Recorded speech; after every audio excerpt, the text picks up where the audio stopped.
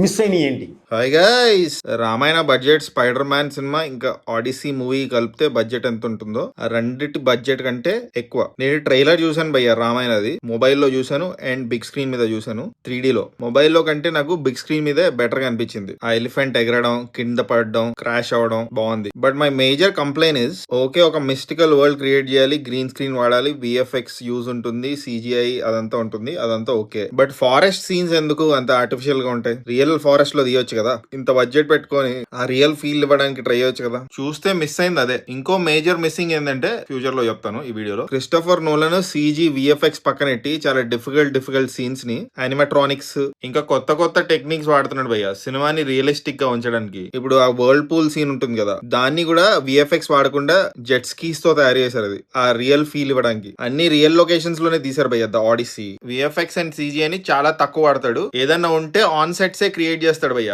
ఎందుకంటే he wants to be sure. ఇప్పుడు VFX CGI అవన్నీ చేస్తే ఏమవుతుందంటే చాలా అన్సర్టనిటీ ఉంటుంది, పోస్ట్ ప్రొడక్షన్ లోనే ఉంటుంది వర్క్, అండ్ అది ఫకప్ అయ్యే ఛాన్స్ ఎక్కువ ఉంటుంది. అందుకే సెట్స్ మీద ఆయన చాలా చేస్తాడు. ఇప్పుడు టెనెట్ సినిమా చూసుకుంటే రియల్ ఫ్లైట్ ని బ్లాస్ట్ చేయడం, డార్క్ నైట్ సినిమా గుర్తుంది కదా, దాంట్లో బిల్డింగ్ ని లేపేస్తారు, అది నిజంగా బిల్డింగ్ నే లేపేశారు. కావాలంటే సీజీలో బ్లాస్ట్ ఓవర్లేసేసి ఏవో చేయొచ్చు, కానీ డైరెక్టర్స్ లైక్ నోలన్ చూస్ రియలిజం. మరి రామాయణ టీం వాళ్ళు కూడా అలా చేయాల్సింది. అట్లీస్ట్ ఆ ఫారెస్ట్ లో ఉన్న సీన్స్, ట్రైలర్ లో గుర్రం మీద వస్తున్నాడు రాముడు, చాలా ఆర్టిఫిషియల్ గా ఉంది. అండ్ రణబీర్ కపూర్ కి హార్స్ రైడింగ్ కూడా రాదనుకుంటా. ఇంకా మనకి రామాయణ స్టోరీ ఎలాగో తెలుసు, నువ్వు విజువలీ సినిమాని ఎలా చూపిస్తున్నావు అనేదే మ్యాటర్ అవుతుంది, అంతే కదా. అంటే ఇప్పుడు ఫారినర్స్ కోసం తీస్తున్నాము, వాళ్ళ కోసమే ఈ సినిమా అంటే, మరి ఫారినర్స్ ఆడిసీ లాంటి సినిమాలు, మంచి సుపీరియర్ క్వాలిటీ ఉన్న సినిమాలు చూసారు కదా, వాళ్ళ కోసం అయినా నువ్వు కొంచెం రియలిజం, కొంచెం బెటర్ ప్రోడక్ట్ ఇవ్వచ్చు కదా, ఎందుకంటే సినిమా బడ్జెటే చాలా ఎక్కువ కదా. అండ్ ఎవ్రీథింగ్ లుక్స్ చాలా చిజిల్డ్, పర్ఫెక్ట్ గా ఉంది భయ్య. ఆ కిరీటాలు, స్కిన్ టోన్స్ అవన్నీ.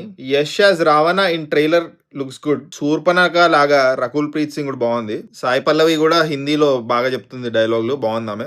దశరథుడి వైఫ్ లారా దత్తా గారు చేస్తున్నారు భయ్య, ఆమె కాస్ట్యూమ్స్ కొంచెం హిందీ సీరియల్ కాస్ట్యూమ్ లాగా ఉంది. అండ్ కొన్ని ఫ్రేమ్స్ చూస్తుంటే హిందీ సీరియల్ ని తలపించాయి. హ్యాన్స్ జిమ్మర్ ఇంకా రెహమాన్ మ్యూజిక్ ట్రైలర్ వరకు అయితే నాకు నచ్చింది. మరి సినిమాలో ఎలాంటి మ్యూజిక్ ఉంటుందో సినిమా చూస్తే తెలుస్తుంది. Let's wait for it. దీనికంటే ముందు వేరే ప్రమోషనల్ మెటీరియల్ ఇచ్చారు కదా, దాంట్లో వాడిన థీమే దీంట్లో కూడా వాడారు. సో వీళ్ళు ఒక థీమ్ ప్రకారం వెళ్తున్నారు. నమేత్ మనోత్రా ఆస్కర్ అవార్డ్ విన్నింగ్ కంపెనీ, వీటి నుంచి బెటర్ ఎక్స్పెక్ట్ చేస్తాం. అంటే ముందు వచ్చిన సినిమాలో మీకు ఈ బొక్కలు కనిపించలేదా, ఆ డిస్కషన్ అనవసరం. అంటే వీళ్ళు బెటర్ గా చేస్తారనే కదా ఎక్స్పెక్టేషన్స్ పెట్టుకుంది. ఎనీవే, ఇంకో మేజర్ మిస్సింగ్ ఏంటంటే హనుమాన్ గారి క్యారెక్టర్ కనిపించలేదు, ఎక్కడ చూపిలేదు. సన్నీ డియోల్ గారు ప్లే చేస్తున్నారు ఆ క్యారెక్టర్ ని, దాచుంచారనుకుంటా ఫ్యూచర్ పబ్లిసిటీ కోసం. చూద్దాం, దివాళీకి రిలీజ్ అయ్యి ఫస్ట్ పార్ట్ రామాయణది సినిమా ఎలా ఉంటుందో చూద్దాం. But these are my thoughts about the trailer. ఇంకా మీకు ఎలా అనిపించింది ట్రైలర్? నచ్చిందా, నచ్చలేదా, ఏం నచ్చింది, ఏం నచ్చలేదు కామెంట్ చేయండి. అండ్ జస్ట్ ఇన్ కేస్ మీరు ఇంకా సబ్స్క్రైబ్ చేసుకోకపోతే సబ్స్క్రైబ్ చేసుకోవచ్చు కదా.